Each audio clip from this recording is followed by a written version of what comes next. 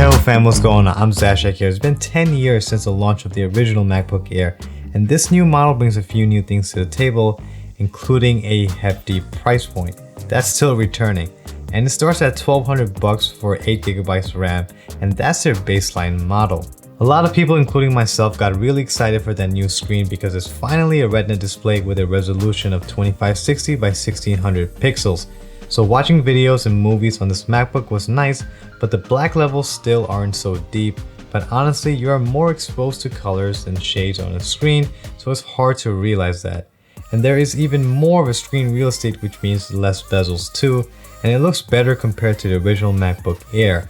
The old model just takes the fun out of looking at a screen when you're comparing it to the new model because of those thick bezels. This MacBook is thin and light, and that aspect of Apple's engineering is probably one of my favorite parts. The original MacBook Air was thin and light enough, but this laptop just brings a true definition of Ultrabook, especially with the aluminum design. It's 0.16 to 0.61 inches thin and weighing around 2.75 pounds, lighter and thinner than the original MacBook Air.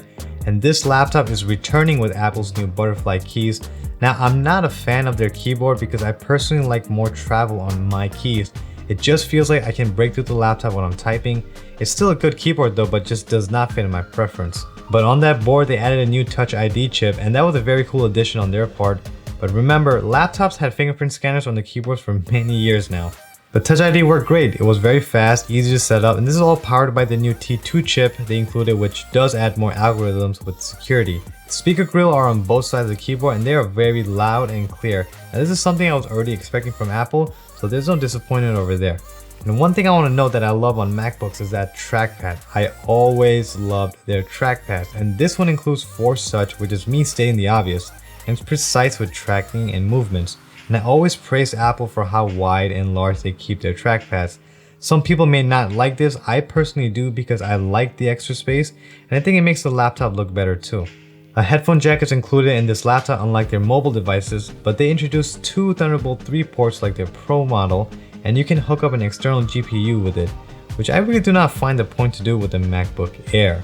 And no USB-A ports on this guy either. I was hoping they would bring that into this laptop, but they didn't. The old MacBook Air had two USB-A ports SD card slot, and it was still thin. I didn't really want them to go along the route of the new MacBook Pro, but they kinda did. Besides on how light and thin this laptop is, they should have at least added that port so it would be completely different from the MacBook Pro model. And also in addition to that, there is no adapter included when you buy this laptop. Also another thing, since there are two Thunderbolt 3s, you are charging this through USB Type-C, but the power brick is 30 watts, so no fast charger is included. All these specs brings it down to the power, the performance of this laptop, and I do have one little problem. So this laptop is an i5 chip. Now that's not my problem. Well, my problem is that it's an i5Y processor, not like a U chip unlike its competitors. And that's an issue because for $1,200 starting, that's a high price point for this type of processor. There are more budget options out there. For a Y chip, this has a fan, and this time they located their small fan on the opposite side of the laptop compared to the older MacBook Air. It's noticeably quiet, and it doesn't seem like a fan is even installed on this laptop.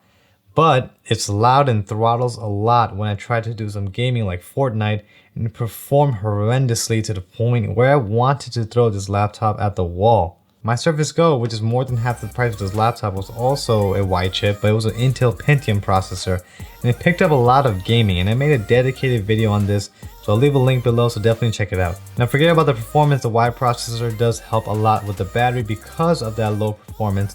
And I was getting around 9 hours of use with this laptop, so that's more than enough. Okay, this MacBook Air is a good laptop, and it brings it down to what you want to use it for. It makes it easier for me to recommend this laptop to a Mac user because, they're so invested in the ecosystem. If you're a Mac user and if you want something that's light and thin and is good with productivity at a low with media and documents, this is a good thing to look at. But for non-MacBook users, you guys have more options out there like the Surface Laptop 2, which I'm also reviewing, so stay tuned for that.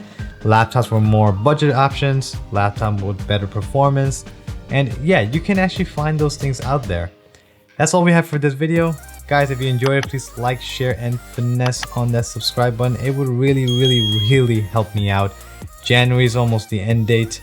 That's the goal, to get 1,000 subscribers.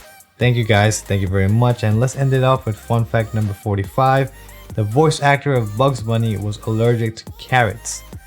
It's kind of ironic. Thank you for watching. I'm Zashek. Stay tech strong and deuces.